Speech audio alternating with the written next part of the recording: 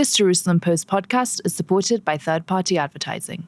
Welcome to the JPost Headlines. These are the top stories today for Thursday, January 15th, 2026.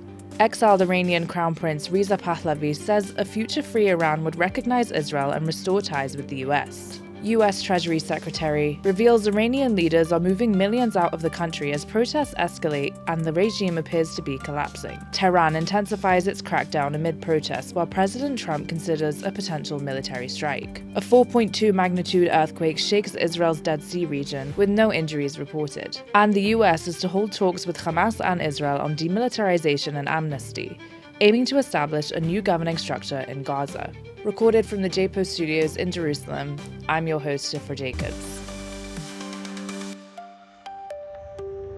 As opposition to the Islamic Republic surges, exiled Iranian Crown Prince Reza Pahlavi has laid out a vision for the country's future. In a statement posted today, he vowed that a free Iran would immediately recognize Israel, normalize relations with the United States, and pursue a regional peace initiative named the Cyrus Accords. The comments signal a sharp break from decades of hostility and reflect hopes among the Iranian diaspora for a democratic future. Adding to the pressure on Iran's embattled regime, US Treasury Secretary Scott Bessent revealed that Iranian leaders are moving tens of millions of dollars out of the country as they begin what he called an abandoned ship moment. Speaking to Newsmax, Bessent said financial intelligence shows Iran's leadership is secretly wiring funds to banks around the world. He linked the regime's economic collapse to President Trump's maximum pressure campaign, targeting Iran's oil exports. According to Iran International, more than 12,000 people were killed over just 2 days last week. Meanwhile, Iran's foreign minister, Abbas Araghchi, is doubling down on messaging, saying that foreign actors are to blame for the unrest. Araghchi told Fox News that terrorist elements from the outside are trying to drag the US into conflict.